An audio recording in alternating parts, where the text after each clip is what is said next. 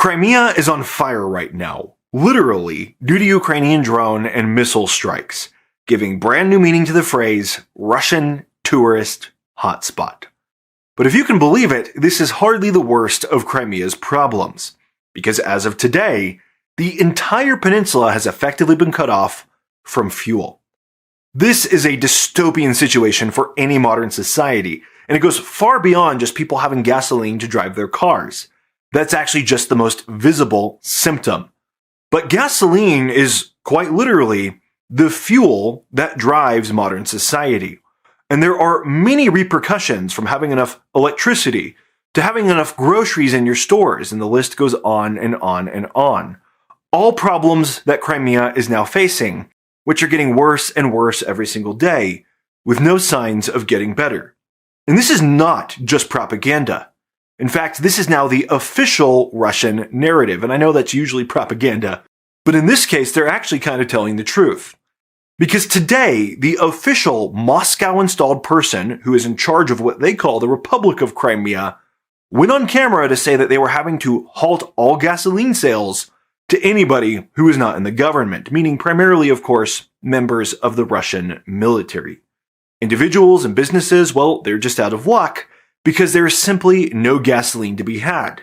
And it doesn't even matter if you have a ration card, the system that Crimea has been using for so long, because you can't ration something that simply does not exist. Now, this is a very big problem, but the cherry on top is how this official ended his statement, telling people to remain calm and to only trust official sources of information. Now, that is a big ask, considering what official sources of information on Crimea were saying just about a month ago. In fact, just about a month ago, they were saying that Crimea was having a temporary and limited fuel shortage due to problems of which the cause was known. It was said that the entire situation would be handled within a month or so, with the implication that things would go back to normal. No need to panic, just a couple of hours in a fuel line. But today, you can wait as long as you want in a fuel line, and you're not going to get anything.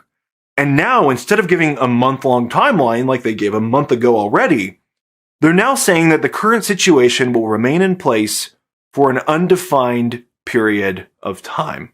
Now, this is how you know it's an extreme situation. Typically, you can't trust anything a Russian official says. But in this case, I'm inclined to tell you to actually believe the guy. Because for once, he's probably telling the truth, forced by circumstances and reality to admit to something. Because he could promise fuel left and right, but if the fuel doesn't exist, he cannot promise what he can't even pretend to give. This is a big deal, though. A lot of people miss the fact that Crimea is home to nearly 2.5 million people. It's not a small piece of territory. It's actually larger than many small countries. And right now, there are tourists all over the peninsula who are completely trapped. It is a huge crisis, and Ukraine is doing something very particular right now. The most interesting part about this story, though, might not be what we can see happening to Crimea right now with our eyes, but instead what we can hear about Crimea and what will happen there soon from Ukrainian officials, who are now making very bold, very confident statements with a lot of swagger. Statements that are actually incredibly believable. We have the Ukrainian Minister of Defense, for example, saying that Crimea will soon become an island, essentially meaning that it will be completely cut off, not just from fuel imports, but from imports and frankly traffic of any kind. This could include stuff coming in, but also civilians going out. And we also have the leader of the Crimean Tatars coming out and making a statement, pretty rare, that Crimeans, or rather Russians, who are occupying Crimea should consider leaving sooner than later, because they are illegally occupying homes that they have no right to, that were stolen from rightful citizens of Crimea just about a decade ago. And he's telling them that they should leave now, because soon they may not have another chance. This is a big story, and it's only going to get bigger. So we have a lot to cover right after today's sponsor. I've never shared this with my YouTube audience before, but I've been involved in entrepreneurship since the day I graduated high school. In fact, I've owned 6 different businesses so far, and the first business I ever started was a successful eBay store at the age of 18, where I made a strong side income selling fire sprinklers online, of all things. That first side business helped me secure my first full-time job, building out the website and inventory for one of the world's largest online sporting goods retailers. The world has come a long way since then, and what's absolutely crazy to me is that what me and my team used to do as our full-time jobs can now be done in just a few clicks, using the power of AI to build a custom online store. That's what Zindrop, the sponsor of today's video, has now made possible. Zindrop lets you build online stores in minutes using the power of AI, so that you can focus your efforts on your business strategy, or marketing, or whatever you want, instead of the time-consuming tasks of everyday website and store management. In fact, they've made it so simple that you can manage your entire online store simply by chatting with popular AI models, like ChatGPT or Claude. I tried it out for myself and it was impressively simple. So simple that maybe I'll even consider opening an online store again, something I never thought I'd have time for anymore. If I had Zindrop when I was 18 and spending months just learning how to build my first online store, there's no telling how much more successful I could have been. But today's generation of new business owners has access to tools that I never could have even dreamed of, and the barrier to entry to starting a new business for yourself has never been lower. So if you want to try out Zindrop for yourself, you can get a 7-day free trial plus 50% off for 3 months by using the link in the description of this video, or by scanning the QR code on screen. So click or scan now, and now back to the video. So one of the things Ukraine is doing on Crimea right now is they are painting a very clear and vivid picture, a picture that speaks 1,000 words and speaks much more loudly than any amount of Russian propaganda ever can. And the target audience of that picture is obviously the average Russian citizen. And let me tell you, it is a strategy that will definitely work. To demonstrate that, I want to share a short experience from my own life, not about warfare, but about something similar, to show you how much staying power the current chaos really has. I recall as a very young child, really young, I traveled to a place called Glacier National Park in Montana, north from California. And as we were traveling there, one of their biggest wildfires in all of history started, and it was absolute chaos. I remember these pictures in my mind of literal mountains on fire. I remember ash falling out of the sky. I remember traffic jams for hours and hours and what became the worst vacation ever, where none of the fun stuff that we had planned could actually happen.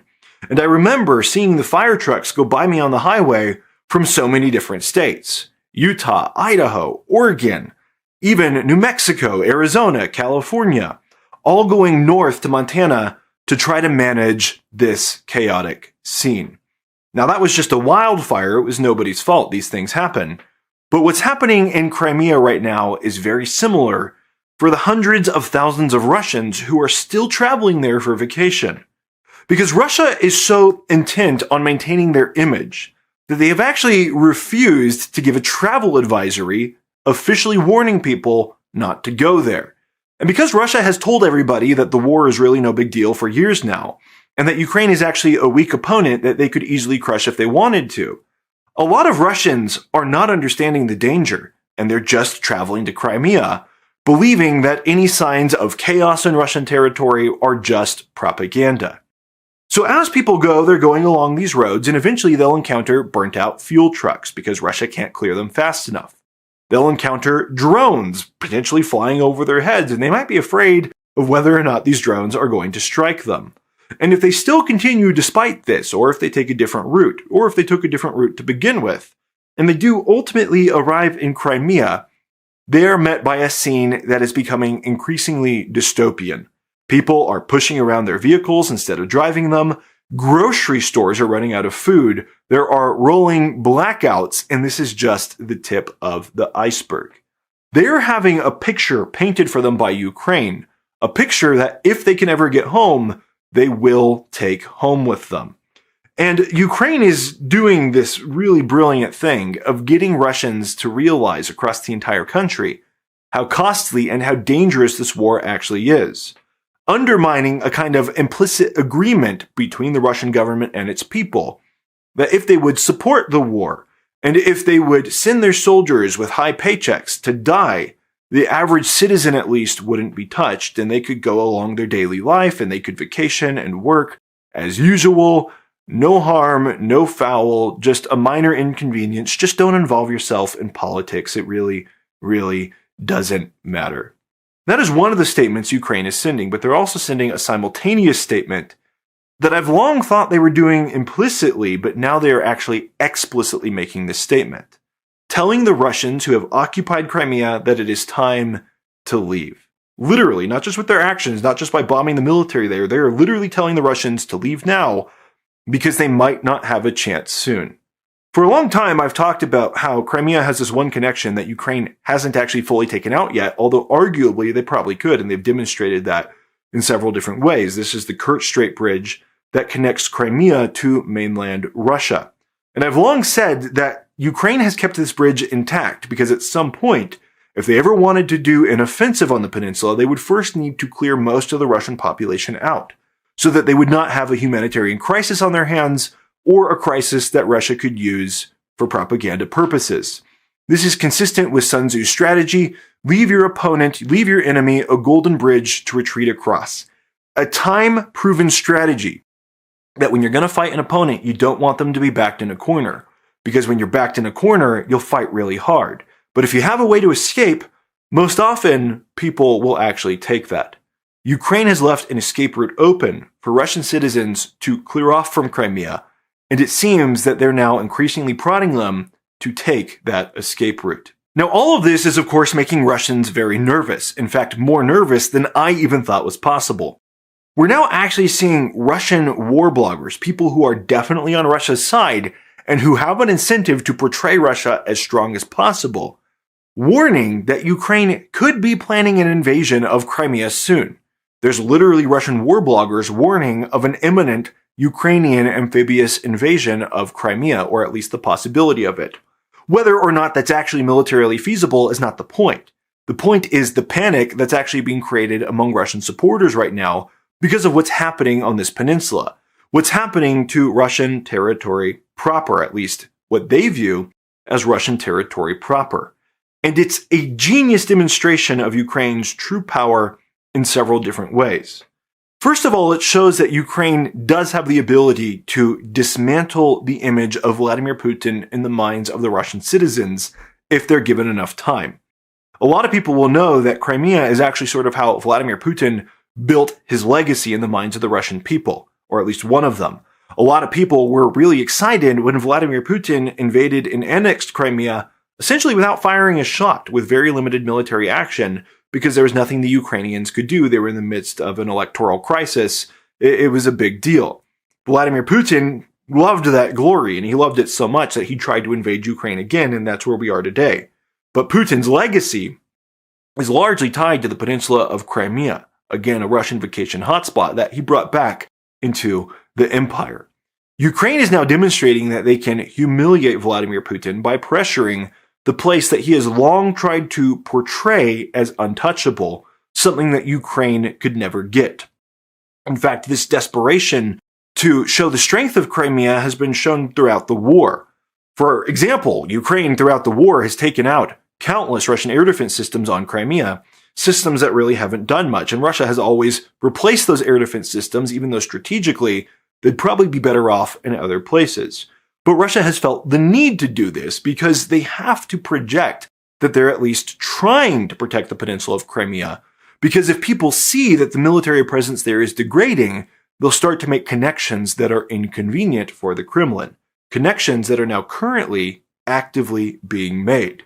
And just anecdotally, I have noticed that whenever I create a video about Crimea, at least until the recent past where now everybody's talking about it, when I made videos in the past, though, about Crimea, when not a lot of people were talking about it, I got direct responses from Russian propagandists who clearly feared the narrative that I was telling. The narrative that Crimea could actually be sieged and Crimea could actually be cut off, and that eventually Ukraine could take this peninsula back. Not through a terrible bloody invasion that doesn't seem possible with Ukraine's limited manpower, but through simple tactics of cutting off a couple of different choke points. The exact thing that Ukraine is now doing. That then brings us to the broader significance of what's currently happening on Crimea. Because the truth is, what's happening to Crimea today could in the very near future apply to much of Russian-occupied Ukrainian territory. In fact, to a large degree, it already does. Crimea is just a more visible example and an example where the damage has currently been much more thorough, but it is not the only example. This same overarching strategy of just denying logistical entry into a territory is also being done to the Russian front lines. It's being done at a couple of choke points, at a couple of major roads that Russia has been dependent on to transport supplies. Now, could Ukraine actually fully cut off the Russian front line from all supplies? Probably not, because even if they effectively cut off these roads as they have, Ukraine is a flat piece of territory and Russia can still get trucks or people or donkeys or motorcycles with limited supplies to supply their troops. But it's not sufficient enough. We've already seen Russians undersupplied under the current circumstances prior to this new pressure on their logistics.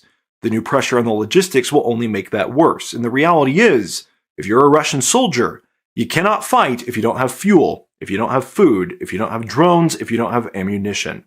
That is exactly the situation that Ukraine is now creating. They continue to create the situation, to create the circumstances that in the future, and it does not have to be the near future, that in the future will allow them to take their territory back from Russia. This is a set of circumstances that even the most hopeful of us once thought was kind of a long shot. But now it actually seems like the most likely path forward. Russia is in an existential crisis right now, and it's important that we all pay attention. Russia does not want us to share this information. And that's why I will keep sharing this information, even if at times it might feel repetitive. Because every time I create one of these videos, new people who don't know this information will encounter it for the first time. And that actually brings to mind an important call to action. Right now, Ukraine is making so much momentum on the battlefield, but a lot of people became bored of the war in Ukraine a long time ago. A lot of people swallowed the Russian narrative a long time ago, and they assume that Ukraine is just on a path towards eventual defeat. Right now, to ensure more support for Ukraine, to invigorate people, to help Ukraine get the job done, it's critical that more people dial in and understand what's actually happening and how the war is actually shifting. So if you want to be part of that, just share this video with a couple of other people. And there are other videos that go in even more depth where they can learn a lot more. The more people who know this and the more people who talk about this, the more frustrated Russia becomes. And the happier we all are. So like and subscribe and share, and I'll see you guys on the next video.